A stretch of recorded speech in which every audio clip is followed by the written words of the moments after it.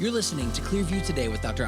Shah, the daily show that engages mind and heart for the gospel of Jesus Christ. I'm Ryan Hill. I'm John Galantis. Happy Taco Tuesday to everybody who is listening today. I did not bring any tacos. So I brought some tacos. I ate them in the car, like in the parking lot. I ate like 12. This is elementary school rules. If you don't bring enough to share with the class, you don't bring them to the class. So we have about 10 people on staff. I did bring 12, but unfortunately... And you ate all 12 of them? I ate 11. I gave myself a little bit of wiggle room. It was 11 or 12. If I'm being honest, it was 13. Wow. That was really fun. Wow.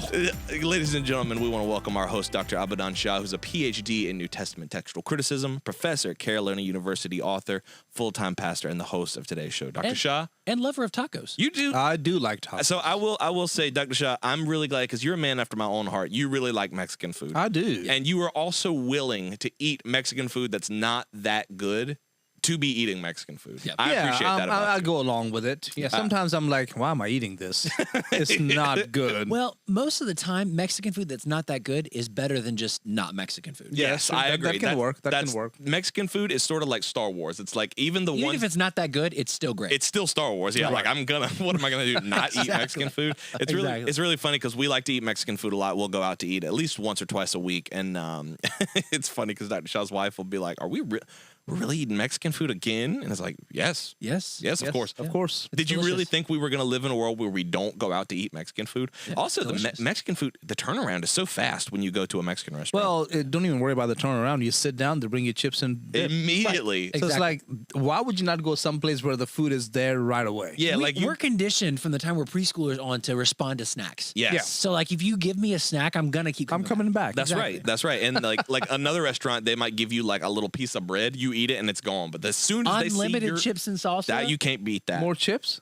And Yeah, they'll More bring you chips? more. Oh, yes, Sí, por yes. favor. Más chips, sí, por favor. Muchas gracias a usted. Dr. Shah, today's check-in is coming to us from someone on pray.com. This was left as a comment on your, by the way, we're closing in on 10,000. We are really closing in on 10,000 It's really followers. ramped up. Thank you to all of you who are praying or following us on pray.com. Thank you for praying as when well. we were in, it's become exponential at this point. Yeah. Like when we were in New Mexico a couple of weeks ago, not even like 2 weeks ago, Yeah. it was at 5,000, and it's closing in on 10 now. So it's crazy. almost Wow. doubled in 2 weeks. Praise God. That's Praise the power of. I was gonna say that's the power of math, but that's really the power of God. Someone left this comment on your profile. And it says, Dr. Shah has a way of making difficult passages in the Bible make sense. This is from Judson W. I appreciate his insights as well as helping us navigate the issues of our world. Wow. Judson W. I do Wow. not know what state he left that comment from, but Judson W., if you're listening, thank you for your encouragement. Yes. We praise God for that. God's word is so powerful. Amen. You can take this word at any time in history and it will apply. Yes. You can take this word to any place in history and it will apply. You can take this word to any person anywhere in history and it will apply. This is so amazing because it really gets to the heart of our issues, our problems, our need for Christ. And so I'm grateful that people all over are commenting and responding and connecting with us and telling us how much they appreciate this. This is a confirmation that God is working. So Absolutely. something I wanted to know, and I think a lot of people want to know this, but he's from Mississippi. Very thank you. Wow, I just praise got God. some. Yeah. Thank Praise you. He's God. from Thank Mississippi. So when it comes to difficult passages, because that's something that I often hear from our church members and from people online, is that you take difficult passages and make them make sense, which I think is your goal. That's like something that God has placed on your heart. Right. We only see the explanation from you. We only see like the conclusion that God has brought you to. But do you wrestle with this? Like, do you go home? Do you go home and like pour over these pages, and do you say to yourself, like, what is Paul trying to say? Or is it more that God has gifted you with a spirit of just understanding, like, okay, I think this is what Paul is trying to say, and then the Spirit kind of shows you, yes, that's right. Or do you really like wrestle with this and have to untangle it? Well, let me back up a little bit. Whatever is difficult for the average person is also difficult for scholars. Okay, there are scholars who have been struggling with the very same passages, verses, maybe a few more that the average person may not be aware of. I get it. There are a lot of passages and issues that the average person does not know about. And then in my messages, I'll say, hey guys, you may not realize this, but this passage has been a big source of disagreement and contention for centuries. And people are like, oh, wow, I didn't know that. So that is true as well. Having said that, the very thing that a lay person comes across and says, I don't know what that means. Trust me when I say, a lot of scholars come across the same passages and go, what's going on here? Yeah. And what you find is that there's a history of interpretation behind those verses or chapters or sections of the Bible. So what I do is I read scholarly material on the disagreements over that passage. I spend a lot of time on that. I'm a scholar myself. I have a PhD in New Testament, more specifically in textual criticism, but still, it is New Testament. So I will identify which passage am I coming to now, and then I will do a survey of what is it. And most times I know, but I will still do a systematic survey of is that passage, does that passage have any disagreements about it? Is it a textual disagreement? Is it a theological disagreement? Is it a grammatical disagreement? And so I will spend some time researching that. Where have people come down on that passage? Is it, can you lose your salvation versus keep your salvation? Or is it about, is it a present benefit or is it a future benefit? Is it something that is more dependent on circumstances? I try to figure that out, because all those apply to the Christian life. And then also I like to see how is that impacting other theologies that are very important. They're very critical. They're very important to our faith. I try not to distinguish between first and second and third tier theology. Some people do that. That's something that I've heard in the past. Yeah. Is that you want to focus on primary doctrines. Don't get wrapped up in secondary doctrines. And people will put even baptism, that's secondary. We can disagree on that and still be saved. Yeah, and I agree to some extent, yes, but just know sooner or later it's going to impact other areas. Right. We've said that on the show before. I mean, you do a great job of illustrating that, but everything is connected. Everything, if you chase it down, everything is woven back together. So while in the immediate context, it might not have wide-reaching ramifications, every doctrine is connected to itself. Yeah, I mean, just like creation. People have made creation, whether you believe in a 6-day literal creation versus millions of years. Some genuine Christians say it doesn't matter. And I say it does matter. I'm not saying that people, if you believe in millions of years and then God made Adam and Eve, that, oh, no, you're lost. I won't say that. But I will say that it will definitely impact other very important passages and doctrines in the Bible. Right. Yeah, you have to compromise somewhere. Yeah. Oh, you will. You will compromise. And so so I do a serious study of the passage to see where the contentions are. Then I decide where am I going to come down on, based on grammar, based on linguistics, based on theology, based on canonical theology, based on biblical theology, systematic theology. All these things matter. I'm not a systematic theologian, but I will make sure that what I'm teaching over here is not at odds with what other big passages are about. Remember some time back we did a show, Biblical Theology versus Systematic Theology? Yes, I want to link that show into this because I think it's relevant for this discussion. And people who are like New Testament scholars or Old Testament scholars, they will say, oh, definitely biblical theology. Systematics, man, they're just taking verses here and there out of context and putting it together and creating these theological systems, and they're wrong. And I'm like, Wayne Grudem's over there like, what the heck did you just say? Would you say it again? And right then Millard Erickson shows up behind him. He's got like a baseball bat. He's like and man, tapping in his hand. And Augustus Strong comes up. He's got brass and knuckles. John Calvin. I mean, and they all come in like, what are you talking about? Get him, boys. He's got a baseball bat with like nails driven into it. Yeah. And we were just joking, dude. And that's the thing. Yeah, you can see some exegetical problems in systematic theology, but I see systematic theology as the guardrails that keep you from going overboard. If someone's listening to this conversation, they're like, hey, I've just never heard of systematic theology. What exactly do you mean when you say that? Well, systematic theology has been in the making for hundreds of years, and it's simply taking the key doctrines like God or salvation or eschatology, or if you get more specific, pneumatology, or Christology, and just taking various passages and, of course, exegeting them in the context, but then bringing them together to create a fuller understanding of that theology. Whereas biblical theology is like, what does the text say? Okay, that's what it is. In that context, in that book, maybe larger context would be the New Testament. Even larger context would be the whole Bible, the whole canon. But with no regard to where it may go. It may go somewhere, but it is what it is, because that's biblical theology. That's the pure stuff. But without the guardrails, you can have the pure stuff and go off the deep end. So you need both. So systematic theology, if I'm understanding it correctly, systematic theology just says, here's all the doctrines that the Bible espouses. Let's try to codify them, put them into a not a list, but put them in, like you said, put them in within their boundaries. Yeah. And so that we can understand them. Right. Gotcha. That episode we did was very helpful in the distinction between biblical theology and systematic theology. And so if you go back and listen to that episode, it really is helpful in engaging in that conversation.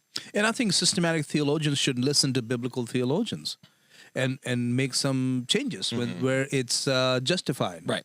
So if biblical theology says, hey, look, all this time we have been misinterpreting this passage here, or these passages here, or these doctrinal principles here, then systematic theologians should take that into account and say, okay, bring it in. Let's now make some adjustments. Oh, wait, if you make that adjustment, this is going to impact. Let's go back and study that again.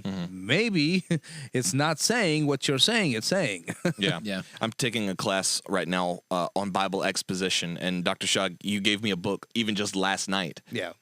Which is, what was it called? It's Howard Hendricks' Living by the Book. Living by the Book. I couldn't remember the title. And it's got some of that stuff in there, and it was kind of funny because the copy that you gave me was Nicole's dad's. Yes. And I was like, let me not take this one home because I don't want the kids. You know, my two boys are destructive. I don't want them to tear up Nicole's dad's book. So I grabbed the other one that wasn't hers. I don't know what happened, but somehow we did the switcheroo because I got home and I saw that handwriting. I was like, what? So I got Nicole's dad's book. But it's pretty much that. It's like, how do you study the Bible? How do you get in there and actually start? And I'm sure that's more of an entry-level book. But I guess what I'm saying is this is something that is on people's hearts. Yeah. Well, for those of you who may not know, Howard Hendricks was a professor at Dallas Theological Seminary. He was good friends with people like Chuck Swindoll and sort of mentored them as well. He was big in the Promise Keepers movement back in the day, if y'all remember that. Just a great, wonderful person. Some people who were close to him shared with me that, man, he was an introvert as an introvert. Really? But Not you a get people him, person? No, not as much as a people person. But when you get him behind a microphone, mind-blowing. It's like, oh, my goodness, I can listen to this blow your hair guy back. all day long. Wow. Yeah. But one-on-one engaging with people and not his. Well, not his thing. unless you were his friend or you were at least close to him, Yeah. he would be. So Did you ever meet him?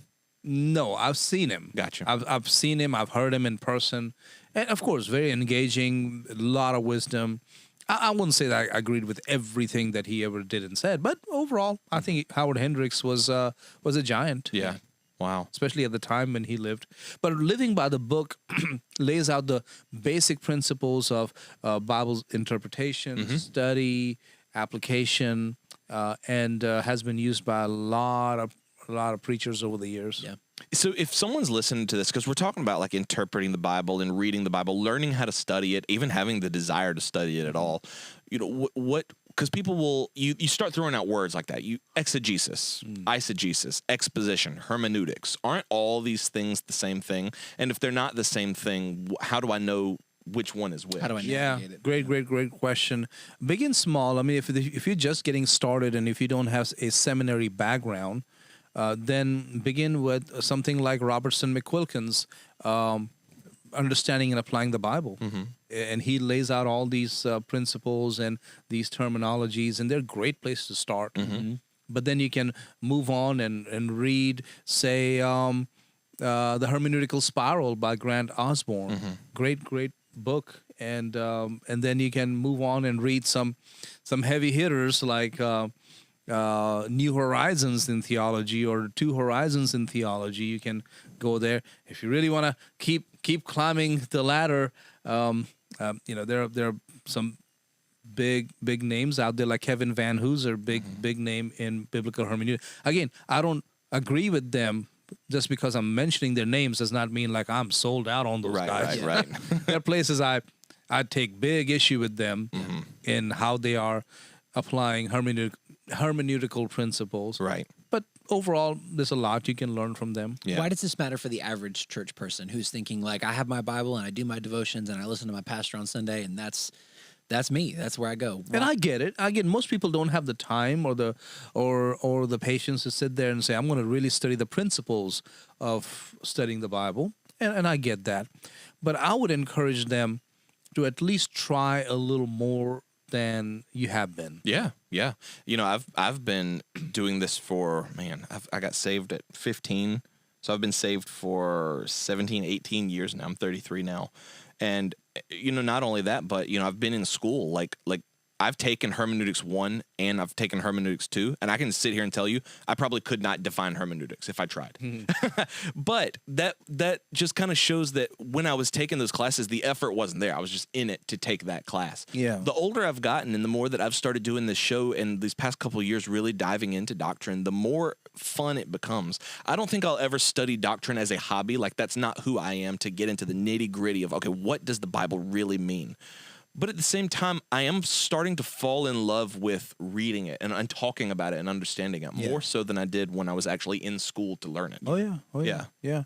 So it's wonderful, and it helps. It applies to your life, and then you take more interest in what the pastor is preaching because you're taking the time to study for yourself. So when he preaches, you go, oh wow, okay, I wonder why he said that. And you study that. Not just do you constantly trying to find faults with him, but you study. And then, of course, if God calls you to be a Sunday school teacher or a discipleship leader or a small group leader or a Bible study leader, you can study the Bible for yourself. Right? Yeah. I think there's a lot of people in churches today who could function as gifted teachers and gifted leaders. I mean, they have that kind of personality, that engaging, comfortable being in front of people and pulling a room's attention together, but they lack the confidence in their knowledge of God's Very word. true. Yeah. They lack that, I don't know enough. I don't know enough about the Bible. But just like you've said, just start small. Yes. Start taking small steps and then build up that understanding and utilize those God-given gifts for his kingdom. I was reading the Howard Hendricks thing last night, and he pretty much said that exact thing. He said that he talked to a man, and Dr. John, I'm sure you've had this experience as well before. He went to like a Bible conference, like a conference across the country, and there was a man there that he was talking to at his table, and he said, how far did you drive? He said, I drove 1,200 miles to be here. I brought my whole family. Wow. Yeah. And it got to the point where he was like, so, what are you doing? He was like, well, I just kind of come to these conferences. He said that man was willing to drive across the country to a Bible conference, but was not willing to get up and walk across the living room and try to read it for himself. He wanted someone else to just tell him. He wasn't willing to wrestle with it. Yeah. And I think that's kind of what you're talking about, is people lack the confidence to pick up the Bible and start studying it. Yeah. I mean, I know you can't dive into it cold turkey and just expect to get like these hidden secrets. You need to be under biblical preaching, and you need to be, being mentored under someone that you trust.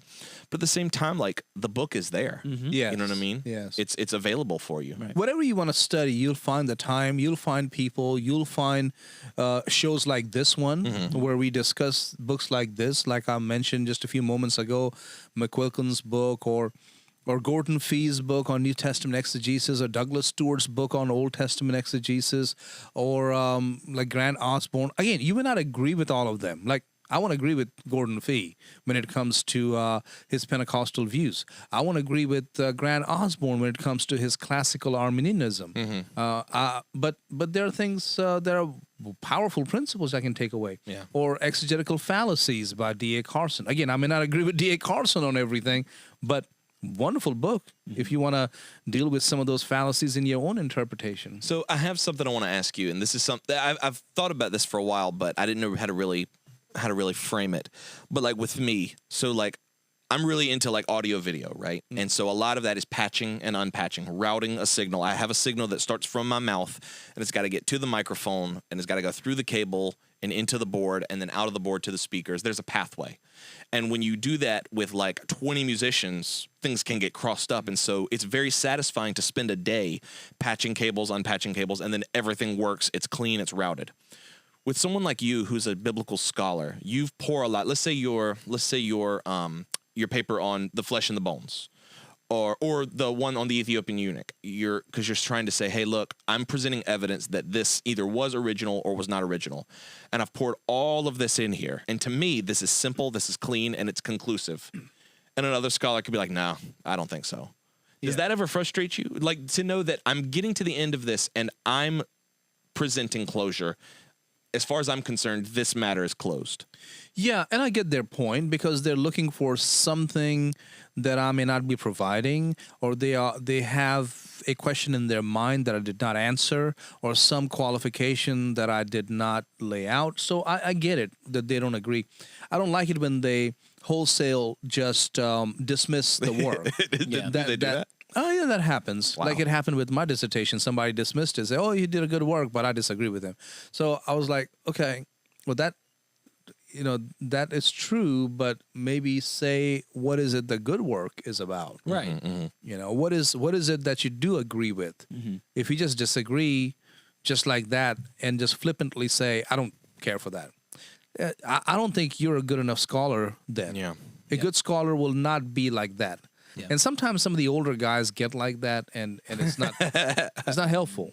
It's not helpful. I've heard you do the opposite, where you'll talk about a scholar. I mean, earlier in this episode, you said it. I don't agree with everything that they say, but I mean, they're a giant in the field. Absolutely. Or I would consider them a reputable resource for this, not necessarily for this, but I would trust them in this regard. Yeah. I mean, that's the mark of good scholarship. And I hope I am like that. I hope I will continue to be like that, where you recognize, just like, eating a fish and just spit out the bones. Right. That's what you have to do with some of these works. You taught me that. You taught me that early on, not in biblical scholarship, but just in leadership. There were people who come into your life and they give you advice, and some of it is probably good. Some of it may not be good. Some of it will make you a worse leader. And I remember coming to you and saying, I just don't know what to think about this person. And you were like, this does not have to be complicated. Take what works. If you don't, if you feel like they're giving you advice that's good, use that. If you don't think the advice is good, don't do it. Exactly. And it's the same in life and in scholarship. Right. Yeah. So I hope people realize that and appreciate it and study the book of Romans. Yeah. Take the time to study the book of Romans, and that's how I do it. I study the passage. I see where scholars have disagreed, the history of interpretation behind it, and then I will take my stand. Which side am I going to go on? Based not just in just that passage. I also need to look back. If I'm in Romans 5, does Romans 1, 2, and 3, and 4, what I have said, does it still continue if I take this view in Romans 5? And if I take this view in Romans 5, and then I already know what's going to be in Romans 6, 7, 8, 9, 10, and on, does it still continue? Yeah. Is it going to impact something in, say, Old Testament? Is it going to impact something in, say, Peter's letters or the Gospels? Is it going to impact that? I look at all of that. Then the next step is, how can I now break it down so people can understand it? How can I give them conclusions with enough argument there that they will appreciate it and feel like they have some resources with them, but not bogging them down with like a seminary class level or a PhD seminar level detailed work. Yeah. Do you ever find friction? Really isn't the right word. Do you ever find a discrepancy on how? No, that's not even a word. Do you ever find a difference just in how you present things to your church congregation to like you would present at like ETS? Like on the surface, yes, those need to be very different, but at the same time, these are Christians who are wrestling with real problems. You know what I mean? Like, do you try to bring your sermons the same level of detail that you would present like with a paper or with people at ETS, with other scholars? Yeah. For one, I never try to look down on scholars. Sometimes people do that. Sometimes there is this, and scholars do that definitely towards lay people. they call them pedestrians, or I knew one scholar who called lay people pedestrians. Really? Yeah, and I'm like, really? You call church people who are paying for your salary through the this is a Southern Baptist seminary, so through the cooperative program, so you can have a living, you calling them pedestrians? Yeah. Maybe you shouldn't be talking like that. Right. Maybe, anyways, but like our first show was hoi polloi, and we were doing that like as a joke to make fun of those people who were saying stuff like that. But you're doing it for real? Don't do that. Do not do that. So scholars sometimes have a way of looking down on church people. Church people have a way of looking down at scholars, like those, they sit in the ivory tower and talking about how many angels can dance on the head of the pin and all that. Don't do that. So when I am in a church setting, by God's grace, will try to treat people with dignity, that they are better than me in areas like business or family or communication or understanding of how the world works and community works. So I need to respect them, and then I need to present them the gospel or the message or the Bible study. When I'm in ETS, I don't try to look down on them like, hey, I am a pastor and a scholar. You guys don't know the real world. I don't go with that kind of an attitude. I go with, okay, they earned their PhD. Yeah. They're giving their time by attending my paper. So I'm going to make sure that it is worth their while. Yeah. I'm going to cover the main issues. I'm going to make sure I talk on their level. I'm going to not talk down to them. And so it changes your perspective and how you present. That's very Paul coded. I become all things to all people that I might win some. Very true. Yeah. I love that. Meeting people where they are and engaging them for the sake of the gospel. I mean, that's the whole heart behind the show. I was just about to say that, man. Meeting people where they are and engaging heart and mind for the sake of the gospel. That's what this show was originally set out to do. You can be a scholar and you can listen to this show and hopefully you get something from it. You can be a layperson and listen to this show and really hopefully you get something from it. It's supposed to be for all people so that we can share the message of Jesus Christ. Not just that if you haven't heard, now you've heard, but hopefully you're listening to this because you've heard of Jesus Christ and you want to keep falling more and more in love with him. That's right. Guys, make sure you join us for tomorrow's episode, same time, same station. We're going to be diving into another great topic here on the Clearview Today Show. Thanks again to our sponsors for making today's episode possible. And don't forget that you can support us by subscribing to the show on iTunes. And you can always support us financially at clearviewtodayshow.com. John, what are you going to leave the listeners with today? Getting dangerously close to 10,000 followers, gang. Dangerously close. I'm getting, it's hot. I can't get too close to it. Be careful. But listen, thank you, man. I almost stepped out of bounds there. But we really, really want you guys to go and follow Dr. Shah on pray.com. I love seeing that number go up because guess what? That means 10,000 people have chosen, not just came across it, but have chosen to be involved in our ministry here at Clearview, getting the message of Jesus Christ to as many Christians as we possibly can. We are so grateful for all of your support. Thank you for giving. Thank you for supporting Dr. Shah. And we will see you next time. That's right. We love you guys. We'll see you tomorrow on Clearview Today.